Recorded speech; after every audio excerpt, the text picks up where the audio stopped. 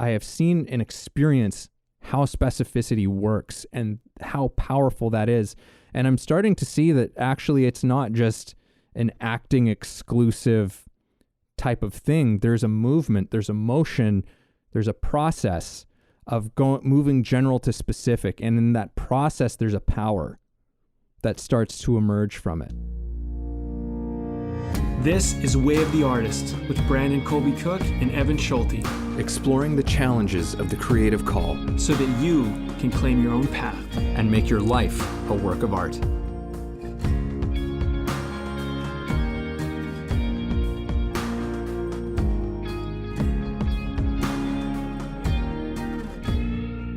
Well, we're jumping right into one today, folks.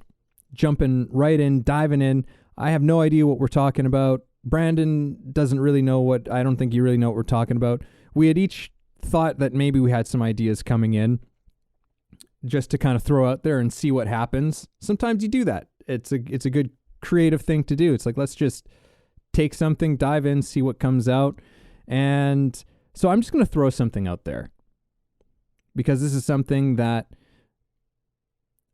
I'm not entirely, I mean, there's maybe a few things that are maybe why this is coming up for me right now, but something that's been on my mind recently, just as a broad, general thought topic, is I guess it's not the idea, but it's the motion or the feeling, I think it's a lot of things, but this thing of gratitude and its place in our lives, and how it's also a very useful thing in our lives, what it does to us, and I suppose also how gratitude is something that can't necessarily be faked either. So I know that's about as general and as broad of an introduction to anything that I've said on this show, but that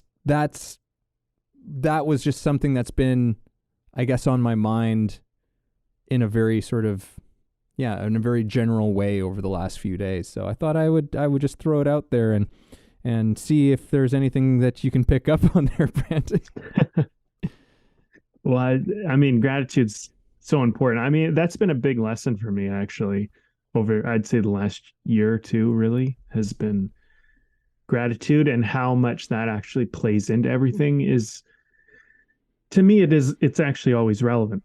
Where and how to make it relevant, I couldn't say that it necessarily brought in anything specific for me, but something that, maybe I'll throw a piece into the stew.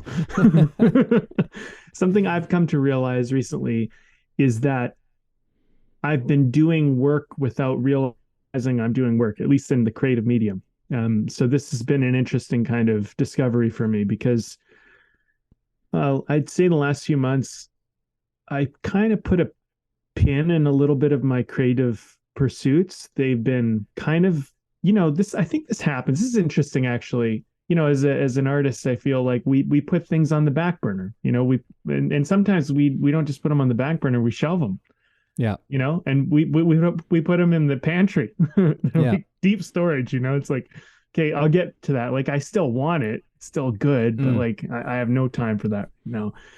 But there's been a project that's been, I've talked about this a bit on the podcast, the townsfolk script that we wrote years and years ago. And I pulled it out, and I was talking about it on the podcast because I pulled it out and I was doing a revision, and I was really, really happy with the kind of discoveries and things that were happening. And then life happened, and I was, okay, I'm like, I got to shelf this again. I got to put it on, put it on the back burner. It's not, there's other priorities. Things got to get taken care of, and life happens. Right. And so recently I've been kind of entertaining the idea of kind of, getting it back on the front burner. Maybe not quite the front burner just yet, but it's been percolating, it's been kind of on the stove, so to speak. And something How I many started to kitchen realize. and cooking metaphors can we throw That's into this one? that's what I'm working with today. Um, and I started to realize as I started to kind of look at it, I'm like, wow, you've actually been working on this and you didn't even realize you were working on it. Because while life is happening, sometimes you're doing the art and you don't realize you're doing the art in the life you're living. And the insights that I've had over the last several months, while not directly working on this project, have greatly served what this project will ultimately be when I come back to it. Because there was things I didn't know several months ago that I know now, and they're very relevant. And I'm seeing how they're playing into the story. And last night, I mean, I was having one of those nights where I just couldn't sleep. I went to bed at a reasonable time. I woke up early that day. I worked all day. I should have been able to sleep, but I wasn't able to. So while I was laying in bed, my mind's just kind of going. And I find when I can't sleep, often creative projects that are on the back burner start to surface and start to become priority. And I started to go, well, what if I did this? And what if I did that? And like, how does this thing relate to that thing? And, this like breath of life started to come into the project. And I was like, whoa, like I never would have thought of that several months ago. Maybe this is kind of the wonderful part of this thing going to kind of put on hold. So gratitude, bring it all back around. Sometimes life throws you off course. Maybe you can be grateful for it because you actually see that you weren't off course at all. You were actually on course, but maybe there was something that needed to happen or some things that need to plan. So that's how I'll tie it in for today. It's one of those things, man. I'm reaching, but there you go. Well, it's sometimes those things that seem like diversions at first end up becoming something crucial that informs that thing that you thought you were being diverted from. Mm-hmm. I think that, and yeah, gratitude for those moments, I think, of just realizing that, but sometimes also gratitude for maybe some like the challenging things that you encountered on the way through to that as well. I just wanted to say that there was something about this idea of these old projects that decide to show themselves when you're in a certain state of mind. It's just like, it's like workers at, who are saying like, I don't know, when should we approach the chief with this one, and it's like, no, he's in the right state of mind right now. He's tired and he can't sleep. He's open to it. All right, go. When's That's the right time? A fun way to look at it. Yeah, that was just what was going through my mind there. But yeah, I think gratitude is, and I mean, we talk about this as well in terms of, I think as well as like appreciation as well, like our law of appreciation. Man, we haven't, we used to really talk about our laws a lot. They're great laws, and I think that they still are. But yeah, we would talk about that as like appreciation and how useful that is, and how sometimes working to find gratitude is a necessary thing. And in fact, that I think that it's even a practice, right? And it actually is, like, it's in terms of, I know, like one of like a very sort of big, I think it's a Buddhist practice, but it's like it's a there's loving kindness, but I think there is also like a kind of gratitude meditation where you actually really sit and contemplate, reflect on things, and because sometimes like I was saying, like you can't fake gratitude, and there are moments in life where it can be hard to find it. Like there's the cliche of like the kid sitting at the table who refuses to eat their dinner, and the parent saying there's starving kids in Africa right now, which is true, but to a child, like that doesn't, you can't even really grasp onto that. Even as an adult, trying to think about that, it's like you don't really know what that means. For most people in the Western world, we don't really have an understanding of what that is. Mm-hmm. And so I think that sometimes gratitude is something you've really got to work at. You've really got to spend time with sometimes. And I think that's something we're not accustomed to doing. Again, we are a culture of distraction. We are so sophisticated in our distraction apparatus. You got your phone, you got your TV, you've got even other things, like you can distract yourself in a book too. You can distract yourself in the gym. You can distract yourself, even things that do still have positive benefits to our life can also be used as a way of distracting ourselves from really looking at certain things with ourselves. And I think that gratitude, I think, is something that we really have to work at. For many of us, we have to work at. I know it's something that I have to work at, where I have to really actually reflect on my life or a situation and really start to feel into it, because you have to take it out of the intellectual sort of space, right? Because it's very easy for us to just say, it's like, yeah, I'm grateful for, my family and my friends. And even though those things are probably true, right? It's like, I think it's a thing with specificity. I think maybe that's what it is, in terms of how do you really tap into being really and truly grateful for things in your life. I think that that's the problem, is that we too often deal with gratitude in generalities. And I know that it's interesting, because that's the thing in acting as well that I learned from my teacher, Larry. He was like, as far as actors learning how to access their emotions, it's like you can't do it in general terms. You can't just say, oh, okay, so I need to be happy, so I'm going to think about winning the lottery. Oh, okay. Oh, you just won a bunch of money. But that, for most people, that won't make you really come alive. That won't make the emotion real in you.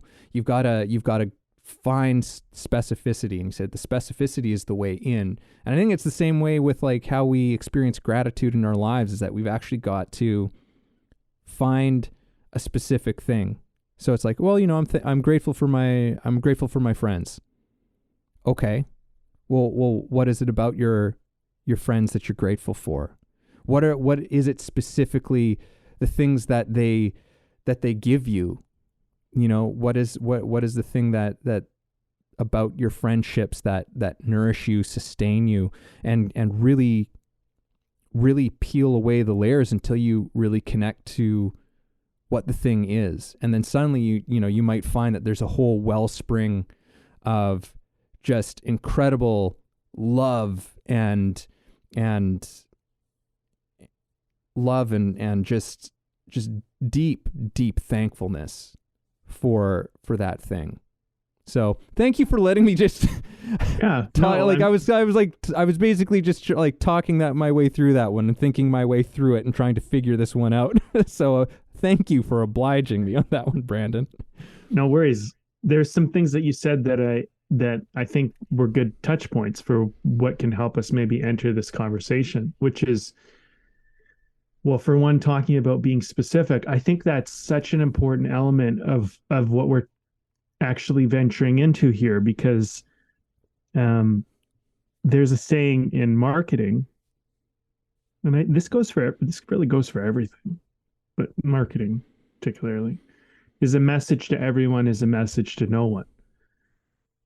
You need to talk to, you need to know who you're talking to. It's such an important part of, where things, like where things land. I mean, not everybody can hear the same story or watch or experience or listen to or whatever the same story and have it land with them at that time. But if you're talking to the person that needs to hear that story, if you figure out who you're talking to, that will be very personal to them because it feels like it's their story. And I think when it comes to, things like, I remember, just you're talking about acting and specifics and stuff. And I remember I was actually working with Ted on an audition this one time, and there was some kind of emotional part in the scene, and I was having difficulty kind of getting there. And Ted was like, he said something like, well, who's someone, if it's like, do you have someone you loved who you've lost? And then, I was thinking of my grandma, and it was still not really accessible. And he's like, well, I want you to like see her hands, like look at her hands. And it's like weird because once you start getting specific about like things like that, things can kind of, there's some type of emotion that can come through that. And maybe the hands is not going to be the thing, but like to me, that's an example of just get specific, make this real. Because I think that with, particularly like for the actors out there, if you're like, I had a lot of difficulty accessing emotion when I was younger because I blocked a lot of stuff out to just protect myself, to navigate the world and not be a wreck. And then as I began to get access to my emotional life, it can be very overwhelming and it can be very difficult. And even though you might have success with it, sometimes you can regress back to this kind of blocked state again and not know why. Because you can be like, well, yesterday this was perfectly accessible to me, and today I feel nothing. And I think part of what gets us to not feel is general, like making things distant from ourselves, like making things very foggy and blurry and unspecific, and like just very like in our head, like ideas of things. And what you need is that personal touch, and you think about things that are like real personal experiences, moments, stuff that maybe just only you had, and that will get you an access point. And and I'll just say one other thing before I pass it on. You're talking about distraction, and I'm well versed in it. And I was thinking, distraction doesn't necessarily mean that you're not grateful. Sometimes distraction, although I know what you were getting at, but well, at least I have an idea of what you were getting at. But I wouldn't say that just because you're distracted doesn't mean you're grateful. Because I do think that definitely no, not. and I didn't think you were saying that. But I want to be kind of clear, because distraction's a big thing as far as like the work that I do with myself and a lot of the work that I do with the students I work with, because distraction is a big element of our journey and figuring out how to negotiate it. And I would like to use the word negotiate because sometimes you're in so much pain, all you need is something to just get away. Yeah. You know what I mean? And so for those of you who find yourself distracted, it might, and you're starting to see the negative consequences of too much distraction, it can be good to just ask yourself, well, what pain am I avoiding? Like, what am I trying to get away from? What hurts? And even asking the question can be just frightening in and of itself. Yeah. And I'm not saying you need to go and then hang out in that pain, but it might be worthwhile to just go like, what's the scary monster I'm trying to just not look at? And then you identify it, and then you can go right back to your distraction. You don't have to go and hang out with the monster by any means, but it begins the process of breaking this spell you've kind of cast upon yourself of just being numb and disconnected from your life, which is my final point. Specific is very connected and general is very disconnected. And I would say that's generally pretty standard for most cases. So if you want to get distracted and be disconnected, be very general and unspecific. But if you want to get into it, you got to get specific and personal and and really like the distraction is usually a tell. It's a symptom of something, right? Mm-hmm. So if you love your life and you're just super happy, you want to be there for every second of it. And if you aren't happy with your life, which everybody goes through, don't think that you're not normal by having this, but everybody goes through this, you're going to want to kind of disconnect from it because it's painful, it's uncomfortable, and you want to dissociate from it. So I think that there's something about this where it's like when you can become grateful for the monsters in your life, you can begin to see how sometimes the monsters or the people that play the bad role or the bad thing that happened is actually what's making you become more of who you can be. Mm-hmm. But that takes time. And you need to be gentle and kind with yourself if you're going to wrestle with a monster and befriend it, if we want to call it that. I mean, I'm using some reaching words here, but you get what I'm saying. Yeah, no, and it's something that I wanted to get into. There's a few things that I want to get into, but having gratitude for those monsters, as you put it, like that can be an incredible thing to actually make the monsters less scary. Yes. Right. Is to stand in front of it, so to speak, and say, thank you. I understand that this is showing me something, that this is actually, it's showing me something, very often something that is not working in your life, and typically those things that aren't working are beliefs, are, ways in which we are thinking about certain things, looking at certain things. It's so often what it is. And so they're pointing that out, that monster, that pain is pointing that out. So in that context, we can almost retranslate its appearance into something that's trying to deliver us a message, right? Mm-hmm. and sort of transmute that thing.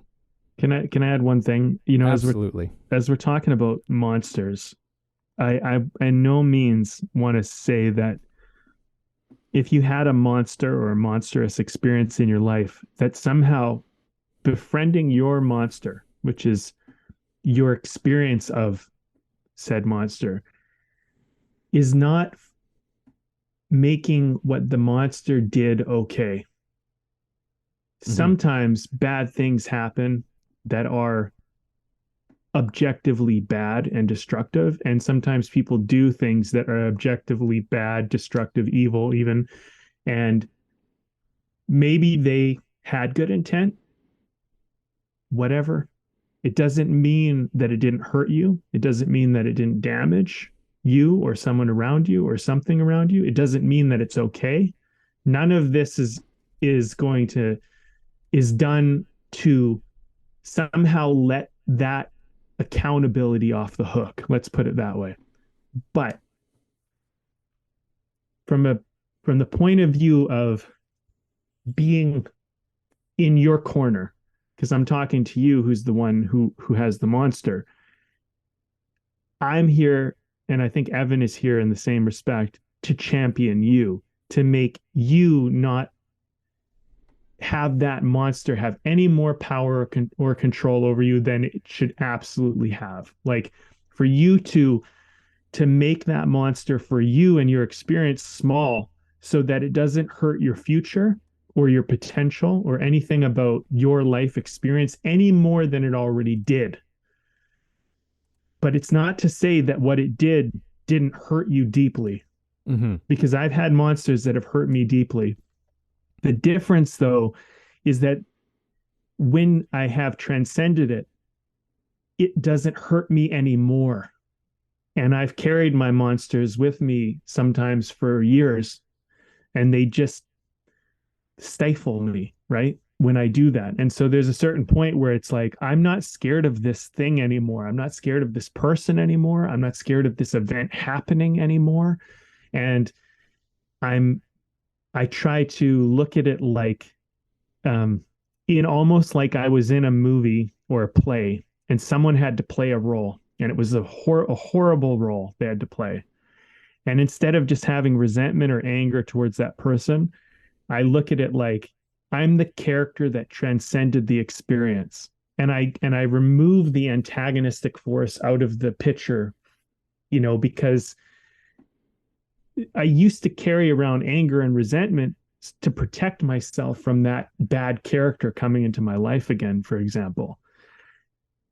But at a certain point, I started to realize it's like, well, I'll never let that bad character back into my life because now I see something I never saw before.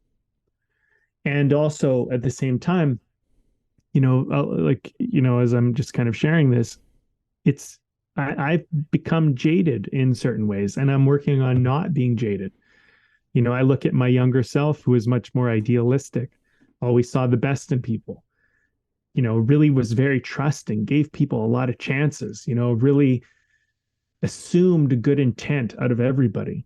And as I experienced some things, it's been hard to hang on to some of those things in my, as I've aged up and, wised up, so to speak. But I want to reclaim some of it at the same time and not be naive this time as I do it. And I think this is part of the being specific, part of the gratitude of it, where transcendence is also seeing that you're not the same person that faced the monster the first time. And you might encounter that same monster again, but now you're bigger and stronger and bolder and armored and wise, and its weak spots, and you know how to identify it before it even gets in your area, stuff like that I'm grateful for. But it doesn't mean that what happened is okay. It just means that I'm grateful now that I have that. I've grown from it. So, it's a much better focus point. I suppose. I mean, you can't have, you wouldn't have learned from it and grown from it if you were not able to actually acknowledge the harm or the pain that it caused, right? Like there's no way that aspect has to be acknowledged in order for you to actually go to the growth stage of it, right? So I think you're making, you make a great point there. There's something that I want to swing a little bit back around to that is starting to assemble some form of a picture for me here. And that is that process of moving from the general to the specific. Because I do think that is part of the creative process, part of being a creative human being, is that we don't really start in the specific place, right? Like everything always kind of starts at a general place, an initial starting point, which is important, right? It's important. We need to have some sort of an overall view of something, not entirely knowing what it is. And then we go into it, and it's in that going into it that we start to, that we actually begin to find the specific. And I think that's very much a part of artistry. It's very much a part of this conversation that we're having right now. Like we started from a very general thing, and now we're finding these specific things, because it's, I'm really beginning to understand something with this thing of specificity. And in many ways, I acknowledge that there's, in my life in the past, and even still today, there's a part of me that resists that being specific about things, because there's something about once we start to get specific about things, once we really start to name things, especially things that are important to us, things that actually mean something to us, there's something about that that's just kind of scary about doing that. But at the same time, I don't know what you think about this, but I'm starting to think that there's power in specificity. There's incredible power in specificity,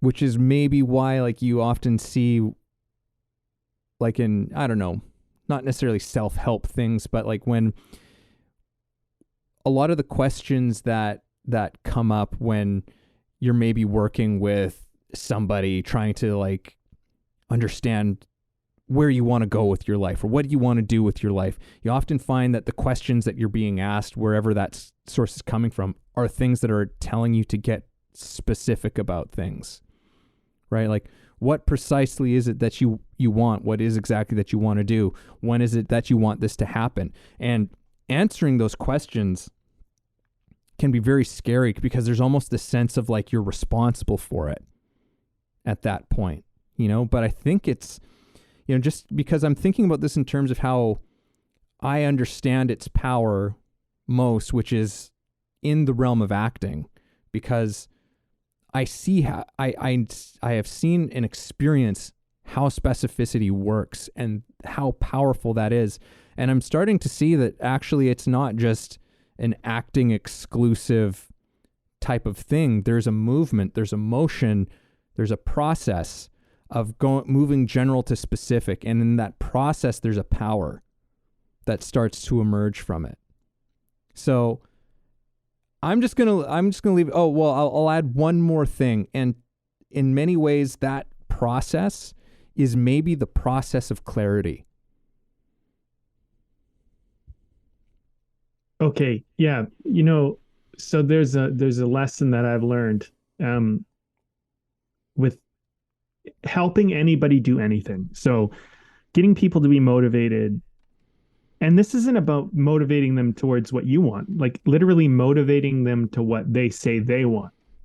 So they could say, you know, I want to be fit. I'm just making something up. I want this. I want to have a partner, a relationship. I want a car, whatever their thing is. You go, okay, great. Like, so why are you not, like, what's the problem? Why aren't you getting it? They'll usually, basically, they'll come down to this one answer, which is, I don't know. And the reason why they don't know is because they're in a fog. And the rule is that nobody moves into a fog. And if you think about this, it makes perfect sense from it's a very human, like it's like a ancestral thing. I can't see. I don't know what's out there. It could be dangerous. I don't know where to go. I don't know where I'm going. I don't know what my next step is. If it's too foggy, it's like I literally don't even know if the next step I take is off the edge of a cliff or what. I don't know what I'm walking into. So it tends to be that when we're in a fog, we stand still. We actually find stillness. So if you have something you want and you don't know how to get it, chances are you have no clarity.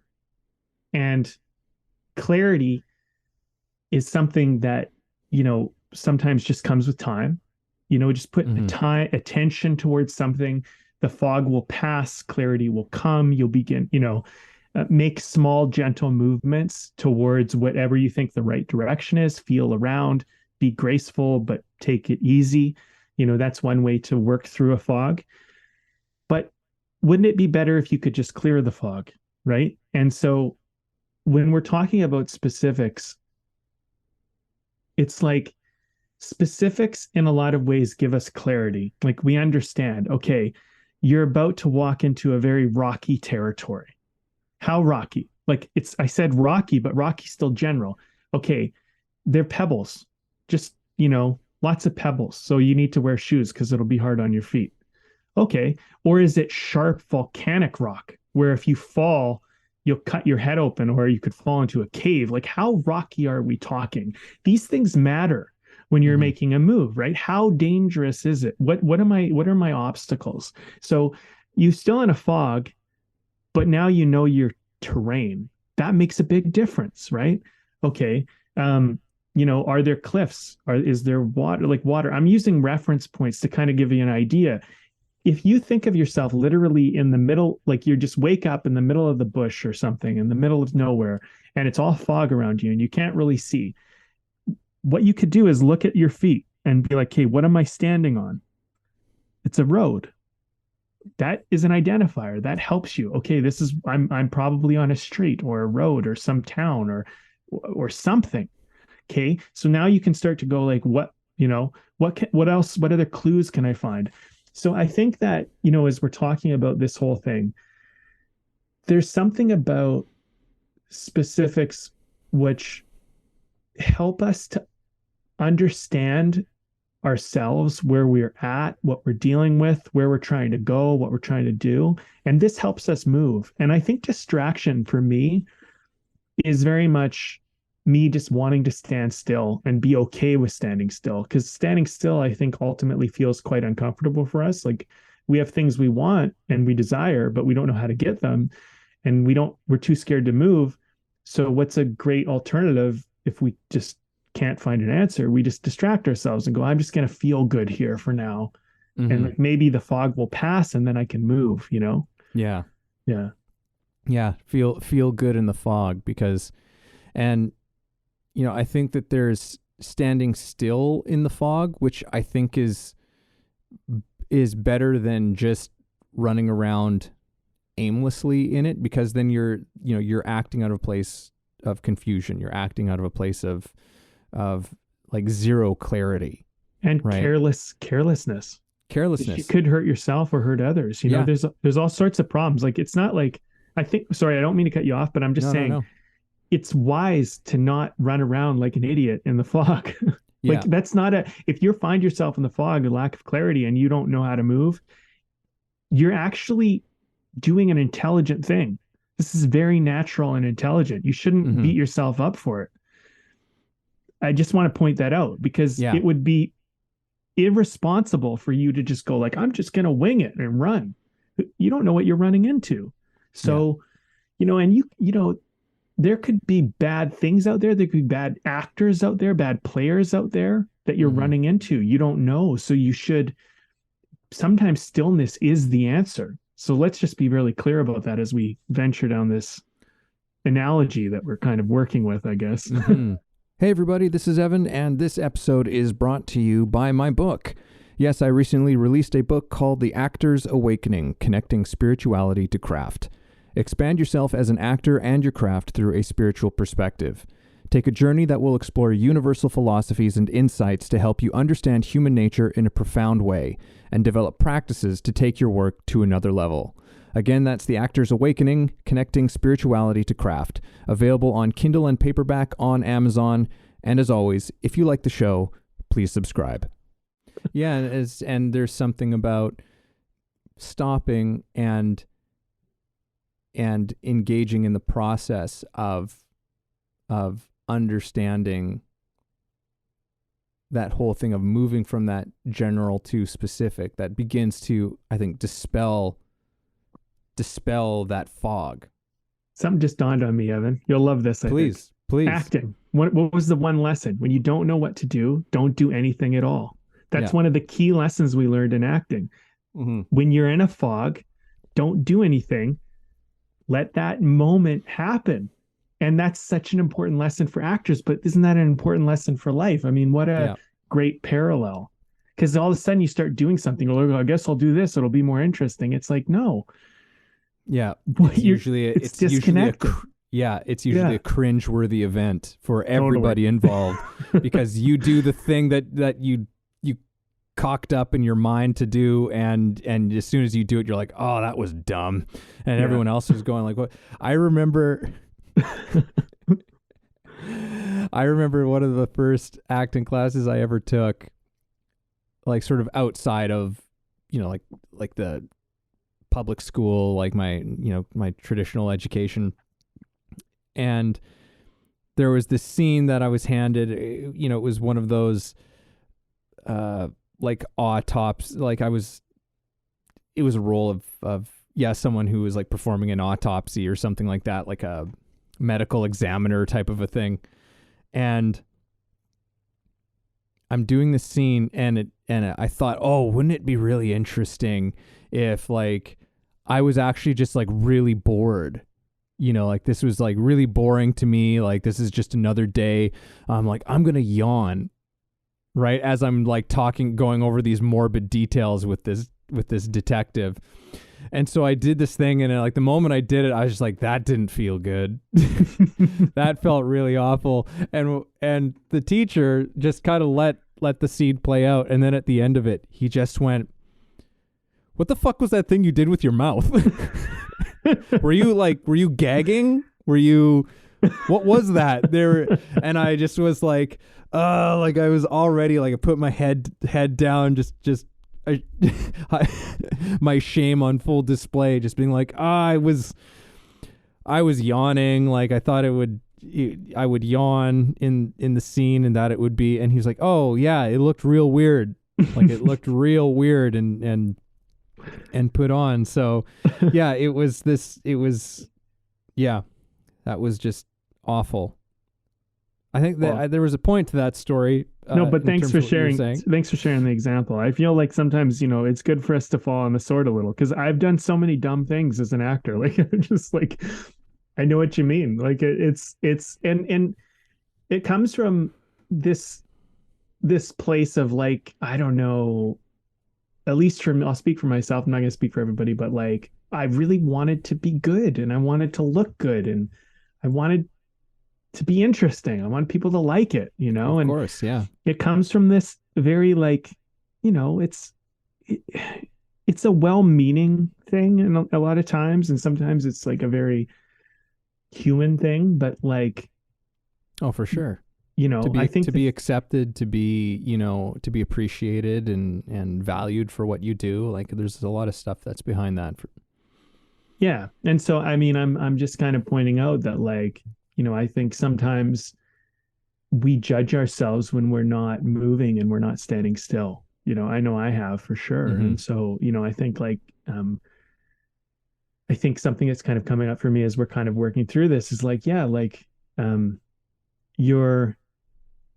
you find yourself in this moment in your life, unclear, unsure of what to do.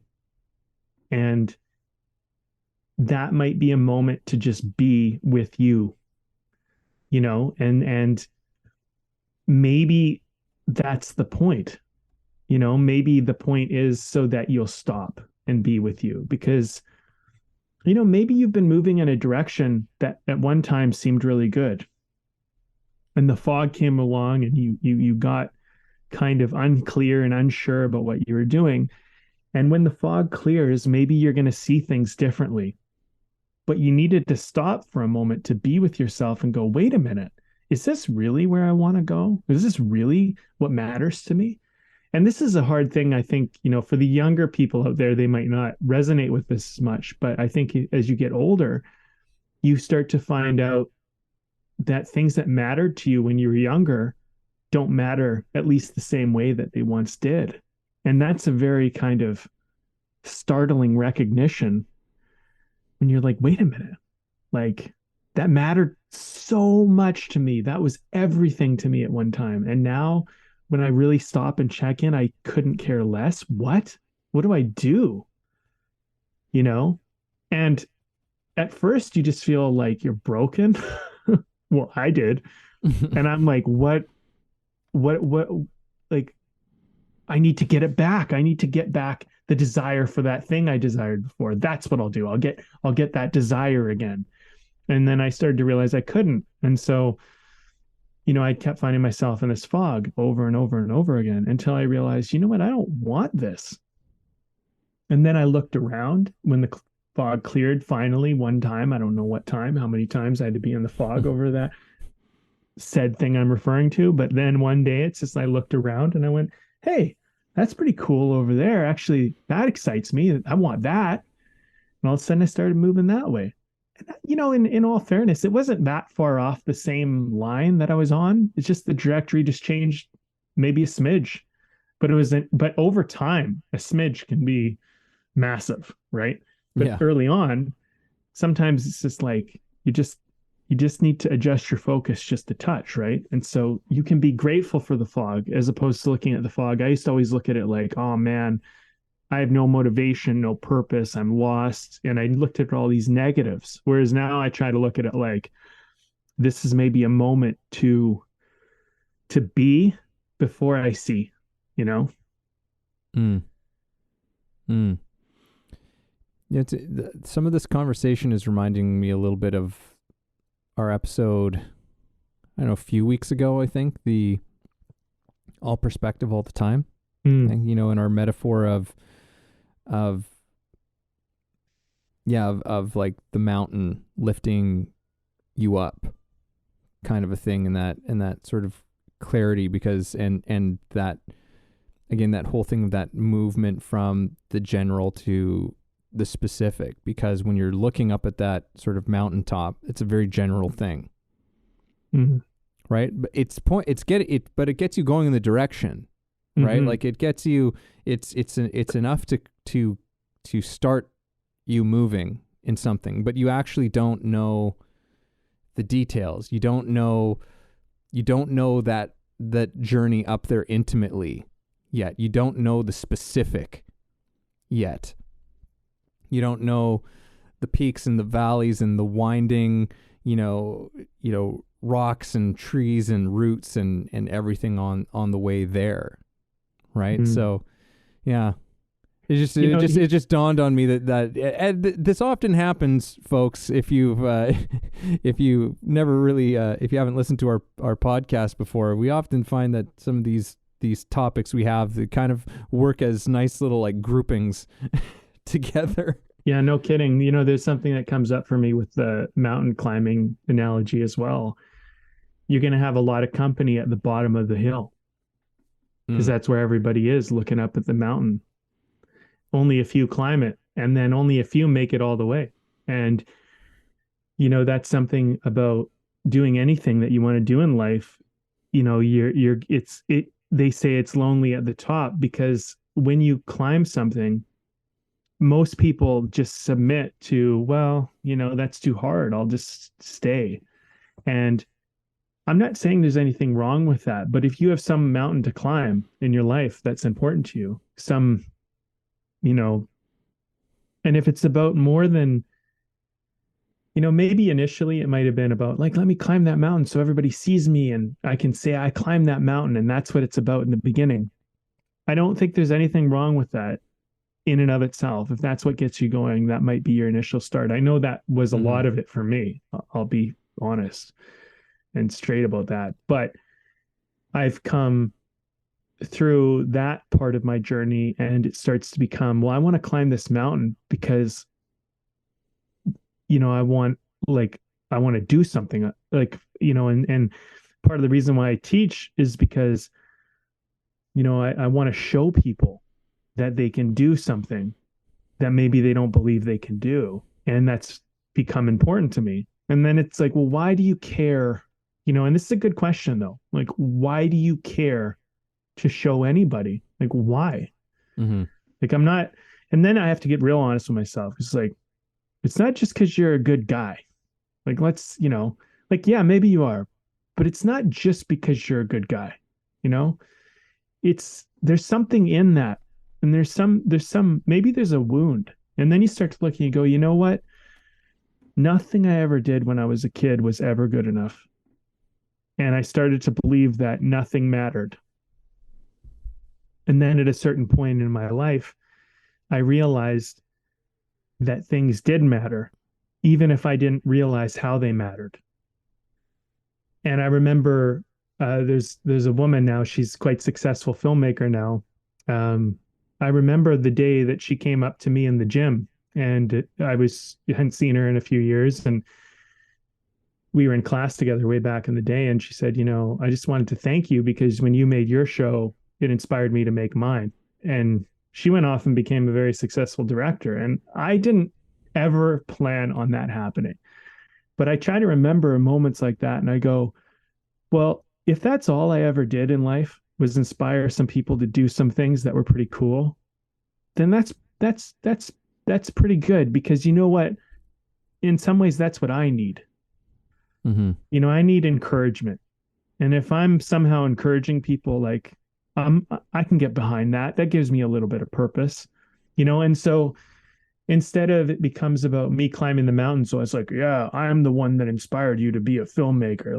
Like I don't, that doesn't even matter to me, but it's like the fact that she shared that I inspired her inspires me to do it. Cause I kind of fell off the mountain a little bit at one point in my life, you know? So it's like, we all serve each other. Sometimes we're doing our thing. We don't know what we're doing. We don't know why it matters, but maybe it matters more than you realize. And maybe it matters for different reasons than you realize, you know. But I think also, like, my point and why I even went off on this whole thing was like, yeah, it can get lonely at the top of the mountain and you can think, oh man, I'm all alone up here and nobody gets me. And meanwhile, there's someone who's just a little bit behind you on that mountain, and they're going, "Man, look, he climbed that. I could climb that too." And they're coming up to meet you, Mm-hmm. and then they're gonna climb up the next part that you're stuck at, and you're like, "Man, I can't climb this mountain. What was I even thinking?" And they climb it, and then you might go, "Hey, wait, they climbed it. Maybe I can climb it." You know, and you just keep inspiring each other, and so maybe that's what it becomes, you know, and there's definitely a lot of my journey where I felt like I was just alone. And I'm sure a lot of people do. And that's a hard part of any journey for anyone, and artist or not, you know, you just feel alone and you don't realize, hey, like, that's why I always say in this podcast, I try to always relay the message, like, you matter more than you realize. And the reason why I say that is because for so much of my life, I didn't think I mattered. And I still struggle with that today. A lot of the time I'm like, nobody cares. I don't matter. But and sometimes when I'm telling other people you matter, I'm telling myself, Brandon, remember, you matter, you know, you matter. Like, and moments like that, if I can, I'm so grateful for that moment, because that's a life-saving moment. Someone just comes up and says, "Hey, thank you." You're so thankful for their thank you of acknowledgement, because it's like, I'm alive and my life actually did something good. Maybe I'll just carry on. You know, I'm in a lot of pain and I have no purpose and I feel lost and I'm totally in a fog, but maybe I'll just carry on because, you know, maybe something's happening here I don't realize. And, you know, and this is what we need, you know, we need to, that's when I think, like, I don't know. There's a lot in this talk, man. Yeah. No, it's definitely taken some yeah. directions. Yeah. I just wanted to say, to sort of your last point there, is, you know, it's almost like this funny type of joke, I think, for, in terms of like creative vitality, in a sense, that you hold these two things at once, which is, by acknowledging what you said, that what you do matters, while at the same time recognizing that it's not serious and that it's not important at the same time. Like, it's and there's been a lot of people who've made, there's some pretty good quotes on, I can't remember who said them, but surprise, surprise. But it's like, you know, it doesn't matter what you do, but it matters that you're doing what you're doing, right? Like, it's, you gotta hold these two things at once, because if, you know, an artist who doesn't think that what they're doing matters at all is probably there's going to be a certain lack of depth to what's being done. It will never, the deepest parts of themselves will never really be expressed if you're treating it like it doesn't matter. But at the same time,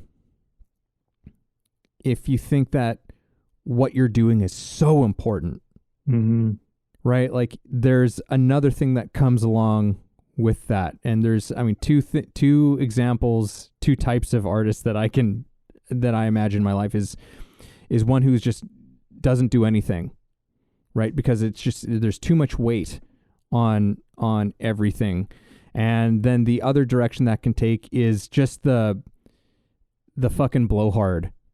You know, where it's just like, you just want to be like, please come off of it. Like, it's just, there's this kind of self-indulgence that emerges in the ego of that type of artist too, where it's just like, what I do is so important, and everyone's just like, oh, please just shut up, you paint pictures, you know, like it's, you know, and it's like, but the thing is, like, it's important. We want to see these, you know, quote unquote pictures from artists, you know, they are important, but like, we don't want it to be so important either. So it's one of those things. So it's like, it really matters. It really does matter that you do it, but is it serious? Mm-hmm. Right. And it's that's a funny almost thing that I always just feel this urge to kind of laugh about, where it's just like, yeah, it's a funny way how that works. You know, it's like, it matters and it doesn't, mm-hmm. all at the same time. Yeah. It's like, you know, when the ego takes over and you become self-important, and the things you do, you know, you start to make them matter so much, it's actually not good for you, and it's not good for anyone else. And I think the thing is that it's, you know, there's a balance. I heard a quote the other day, which was, the ego is so good at tricking you that it convinces you that its thoughts are yours. Mm. And I think that's a really great way to like keep yourself in check, you know. And I always try to go back to this one analogy. Who's watching me? Watch myself. Watch myself. You know what I mean? Like, like what? Because I can keep removing myself from me. I can keep stepping out of it and watch myself doing life, watching myself doing life over and over, and to infinity. Mm-hmm. And that thing that can do that infinite, that's more you than the thing that it's watching. And your ego is, I think, you get obsessed with watching the ego. You get obsessed with watching yourself, and you start to think you're the thing that you're watching. And it's like, mm-hmm. you know, it's, I know that's kind of meta and heady and whatever, but like, the thing is like, we can get trapped in pride and identity and all of that stuff. And like, it's a consequence. And I'll give you an example. You're climbing the mountain and you stumble, but you don't just stumble. You stumble bad. You stumble embarrassingly in front of everyone. And you get knocked out of the climb for a little while too. And the move you did was dumb, and you know it was dumb. And you know you took an unnecessary risk, and you know made a silly mistake. And now you're laying there and you don't know if you can get back up, and you don't know if you can continue the climb. And if you're the climber who needs to be successful to be valuable, you're fucked. But if you're the character that made a mistake and is working out how to deal with it, how to get back up, what does it mean? Is this, you know, is there something to learn? Is there something to gain? You know, who was I before the fall and who am I now? That's power. And that's where gratitude needs to exist, right? But the climber that could never make a mistake, the climber who had to be ahead of everyone, the climber who never embarrassed themselves, never did anything wrong, that's the ego. And the ego lives in that area. It lives in this area of like, if you fuck up, you're nothing. And it makes you believe that thought. And that's where the ego like becomes toxic, you know, and the ego needs to die many times in life, I think, because you continually use the ego, but don't let it use you. Understand that the ego is like skin of a snake in a way. It's just going to shed it. You're going to shed it and you're going to shed it. And you're never the skin. You're never the thing you see. You're never that. That's just what you look like right now. That's just the in a sense, the avatar of you at this moment. You're not that thing. but you get to activate that avatar. You get to use that skin for now. Mm-hmm. And don't over identify with the skin, because whatever that avatar is, that skin, whatever you want to call it, it's going to die, and it needs to die because something underneath needs to be shown. And when I think of the analogy of the embarrassing fall of the climber who was the best and is now knocked down a peg, embracing that ego is a good thing. That is the champion. It's very easy to just be the person on top, never making a mistake, flawless. Mm-hmm. You know, that's so easy, but no growth will happen in that role. You know? Yeah. It makes you think how the word persona, which is, you know, a very old Greek word, means mask. Mm-hmm. Right. It's a mask, which I've when I learned that, I've found that to be very entertaining and provocative, because, you know, we talk about, you know, the persona, which we could say it's like, yeah, it's kind of like the ego. And there's almost like this recognition of just like, yeah, it's a mask. It's not, it's the part that you're playing, you know, in this world. And again, it's like, you know, using the analogy of, you know, like acting or the theater or something like that. It's like, it's all a play, you know, again, it's not serious, right? But you play your role and play it as best you can. Mm-hmm. You know, and yes, I love that. Yeah. Play it as best you can while you're playing that role. Yeah. And but it's not serious. It's not serious. It's just a mask. Just yeah. You know, and then you never take yourself too seriously in the whole thing. And the nice thing about a mask too, and this analogy we're playing with at the moment, you can take the mask off. It doesn't have to be forever. Mm-hmm. You know, like, don't over identify with it, because at some point, you know, that play will end and you'll begin a new play with a new persona.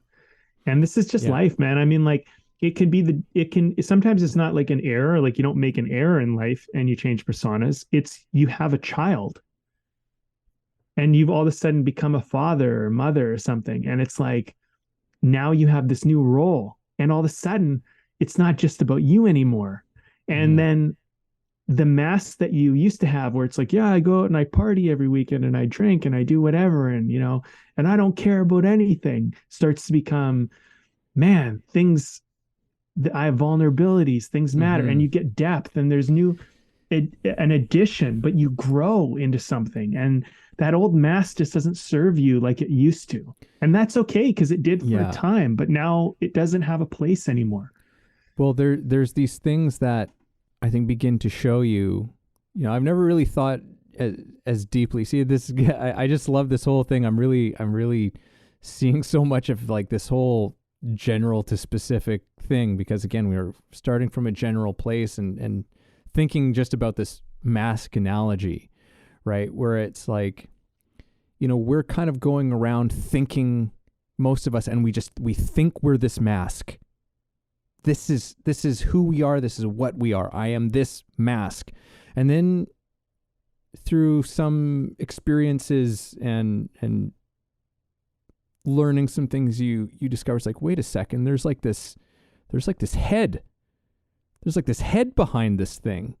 Oh, that's interesting. And then it's like, wait, hold on, what's this thing? You start to discover that, like, you're not just this mask. There's this whole other thing that's way bigger than just that mask is.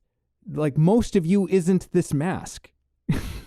Most of who you actually are is like this immense thing that's behind it, right? So this is just something, I'm just talking this because I'm just kind of discovering this whole thing for myself at the moment. We're like, oh yeah, that's when you dive into it, that's a fascinating thing to just contemplate, like the real sort of ramifications of that image, right? Which is like in terms of our lives and who we are and what we think we are and all of that stuff as the mask. And it's like, yeah, it's the mistake. The mistake is thinking that we're the mask, not realizing that it's that the mask is just a mask. It's just this. It's just the part that you're playing, and what most of what you actually are. Because it's not that you're not also that thing, right? It's not that that's not somehow a part of it, but it's just that it's not most of it. But we think that that's all of it, and I think that that's part of our journey as human beings and as individuals is that discovery, is that continual learning. You know, I think there's an element too in this where there's self-awareness, and you are playing a character you're not fully aware that you're playing, which is something to keep in mind. It's not like most of us are not putting on a mask going like, I'm going to be this person. Like, even if you are trying to be a person in a certain way, there's so many other elements to the persona that you're not going to realize are there. And they're just coming into the game with you. And you might not become aware of them. Like, something I've become very aware of is I have this tendency to fawn. So fawning, I've only recently become aware of this because I'm like, what the fuck is going on? Like when I'm around somebody who's maybe not, let's say, morally upstanding, I'm like, why am I so like accommodating and gentle? I just noticed that with myself. And why do I do that? And I noticed that I do what's called fawning. It was something that came to light because I started to learn about this response we have.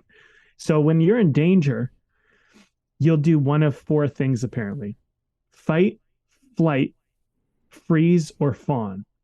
So fight means you come up against danger and you go, I'm going to fight the danger that I'm experiencing or the threat that I'm dealing with. Flight is run from it. I'm going to flee. I'm going to get away from it. It's dangerous and I'm faster. I'll get away. I'll escape, or it's more powerful than I am. Freeze is I'm just not going to do anything. I'll just stay absolutely still, draw no attention to myself, and then it will overlook me. Fawning is kind of weird, but fawning is you actually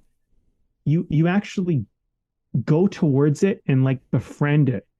And this is what I was saying was the danger of befriending the monster. So my dad was very assertive when I was younger, and I was very scared of him.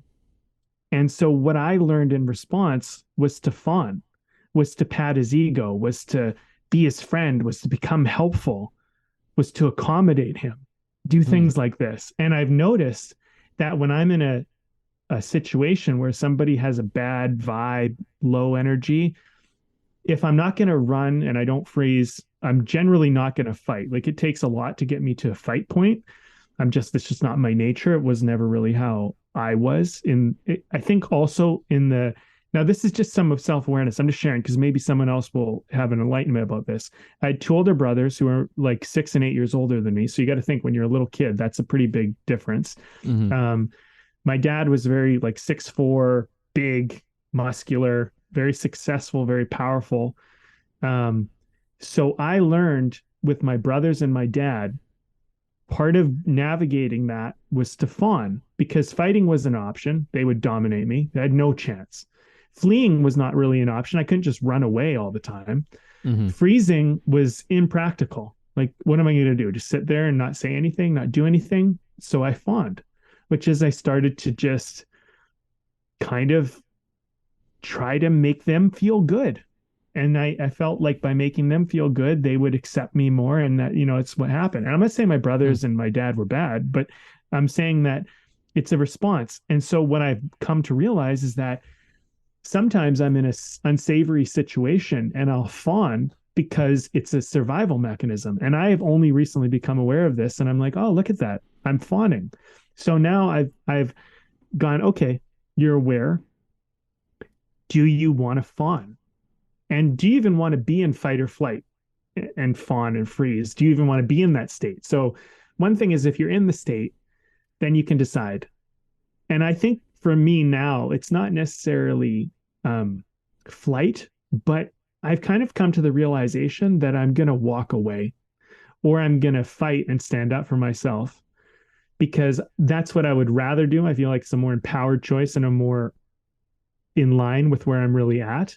Because I've had people, for example, Evan, sorry, I'm going on a bit of a talk here, but it was like a self-awareness thing. I had someone say to me, hey, Brandon, I didn't like the way that person was talking to you. And I was like, I didn't like it either. And they were like, well, why did you let them talk to you like that? And I was just like, well, I didn't want to rock the boat. I didn't want to whatever. And they're like, you shouldn't let that happen. That wasn't okay. And I thought about that later. I was like, they're right. It wasn't okay. I shouldn't be letting people talk to me like that. But what I was doing was fawning. And I was tolerating it because I didn't want to rock the boat. And what I wanted to do was just de-escalate and you know what I mean? But until you're aware of this, you don't know you're doing it. And this is my point, is like, that is a part of my persona, but the skin, or the skin gets shed and the mask gets taken off once you become aware and you go, you know what, this is an old version of me, no more. And now I still have other masks, other skins that I'm wearing that I don't even know I'm wearing or whatever, but I can take that one off and be free of it. And I have an option now. And if I'm going to fawn, I do it by choice as opposed to by this automatic kind of response that's not necessarily good for me. Yeah, just like a compulsive, like more of a compulsive type of thing. Yeah, no, that's I've never heard of that before either, but it makes sense to me. That's definitely, it's interesting. It is. Well, we're very interesting people, all of us, each and every one of us. We have all sorts of ways of going about it. Oh yeah. But I mean, this is good. So, well, look, before we do beer, because I know we're about to, maybe I'll just tie that point back into one thing. When I become aware of myself, although sometimes embarrassing to recognize, I'm trying to look at it not judgmental and instead be grateful and be like, hey, look, you're not doing this for no reason. And it's not because I'd call myself weak. Oh, you're weak. You're like a weak man. It's like, no, you're not weak. It's like, this was learned behavior to survive an environment or thrive in an environment that you didn't know how to deal with, and you didn't have the tools or the awareness to deal with. Now you do. If you find yourself in these environments again, you can be different. Don't blame yourself for how you were. Be grateful that you came to this recognition, and now you have other options that you didn't previously have before. But what I would used to do is I used to go, oh man, what an idiot. I was so dumb. That was so weak and stupid. And I would just be so hard on myself about it. You know what I mean? Which is another persona that I am carrying with me. It's like, why do you beat yourself up? What's that about? And that's a good question to look at and be like, why do you default to beating yourself up and judging yourself? Where does that come from? And is that serving you? And do you want that? And these are these in the fog freeze moments where you can kind of go like, wait a minute. Let's take a account of who I am and what I'm doing. So if I could tie this back to gratitude, I would say that's where I've kind of got gratitude towards this. Yeah, and a word that comes to mind as well with a lot of the things that we're talking about and a lot of what is being inferred in what you're saying is honesty, is the incredible amount of just honesty that is required that you need to have with yourself in order to find the wisdom, in order to get the clarity, in order to there's you can't get anywhere without that level of honesty and being able to do that with yourself. So yeah.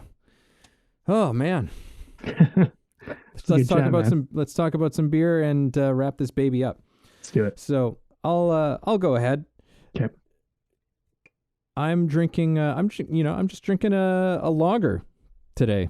This is from Vancouver Island Brewing, and it's just called Islander Lager.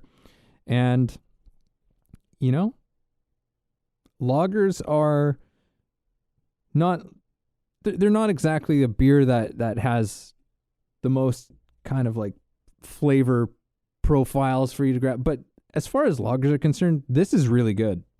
I like it a lot.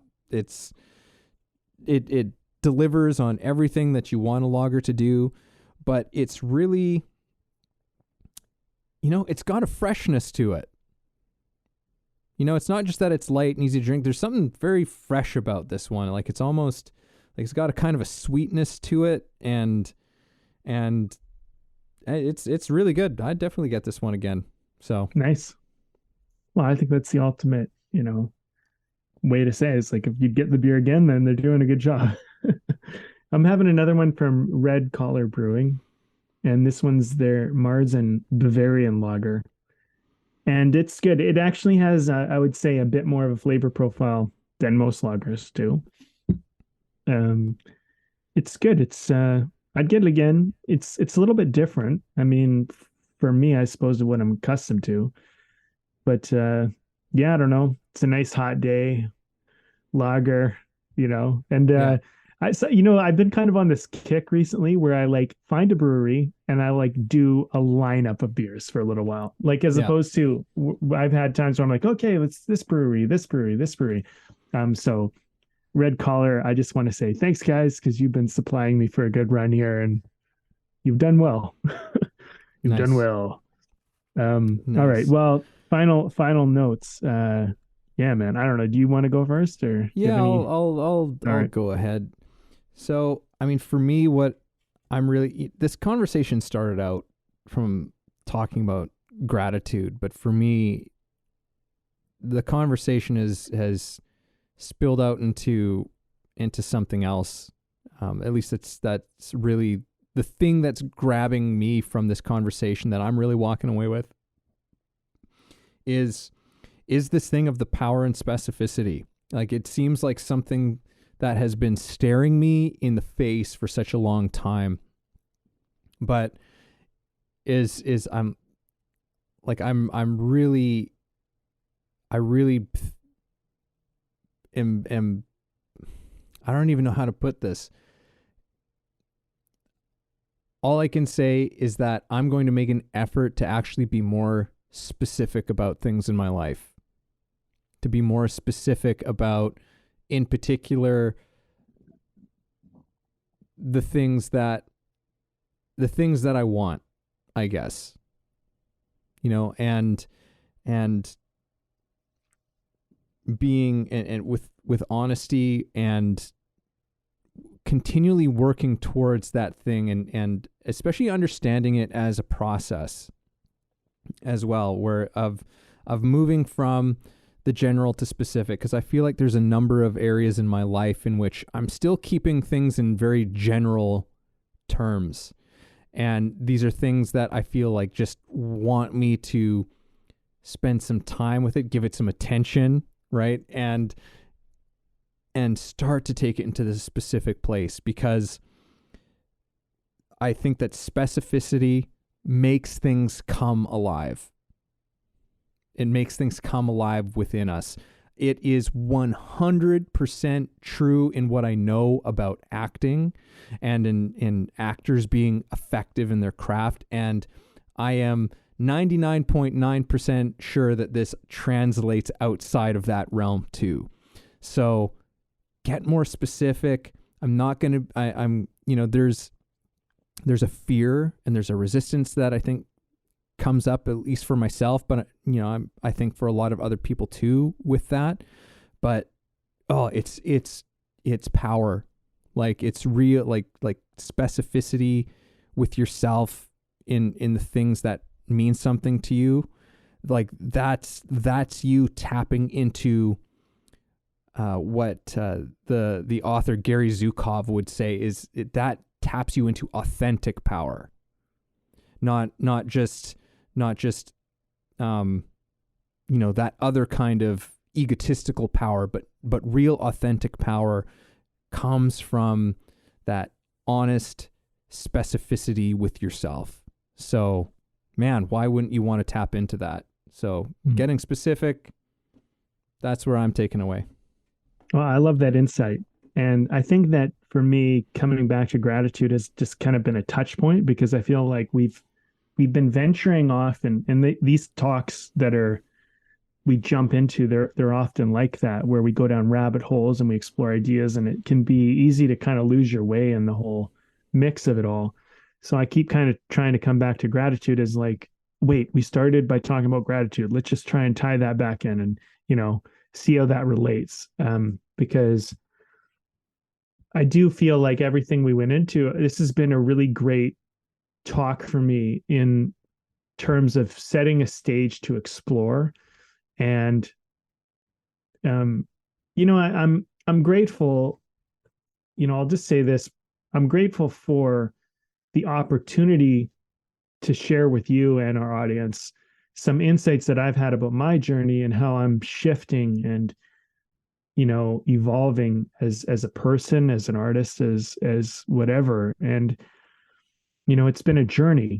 And so I hope that, as I share this, that maybe it helps you and it helps others to maybe have some honesty and look at themselves, because like even the last little bit of admitting like the fawning, I mean, there's like stages of like self-awareness where they can be kind of embarrassing, and like can almost be ashamed of it, or like just like judgmental of it.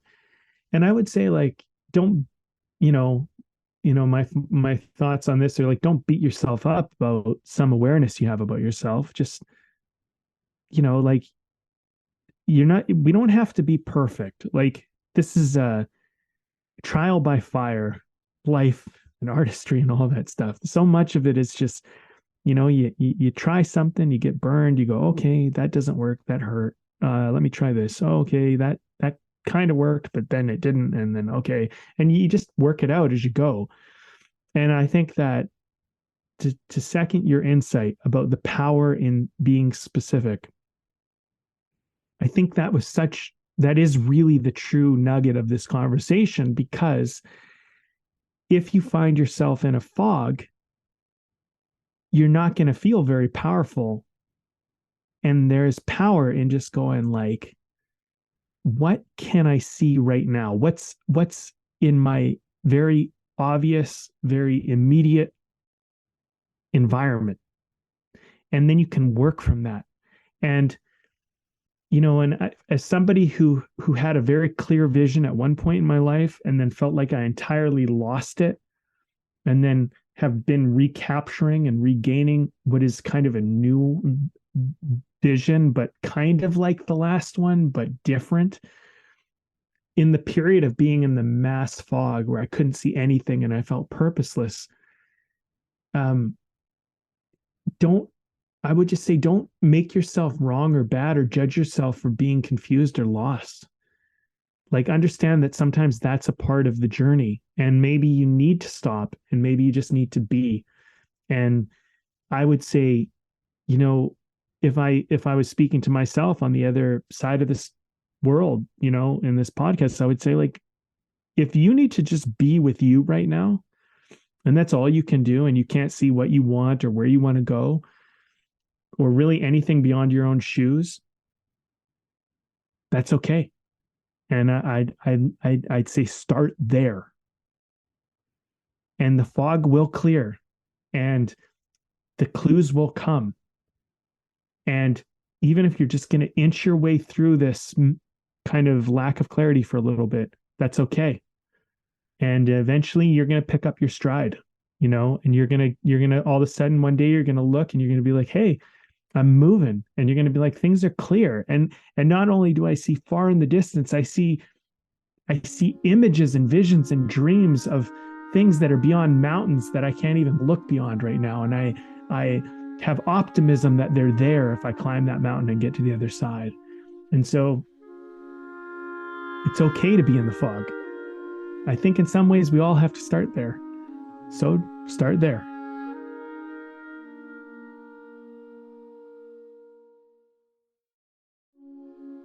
Thank you for listening in on our conversation today. We hope you found something helpful that you can carry forward with you. Head over to our website, wayoftheartist.com, for more free exclusive material and learn about the show. If you haven't already, please support us by subscribing to the show, sharing it with people you know, and keeping compassionate, creative conversation going.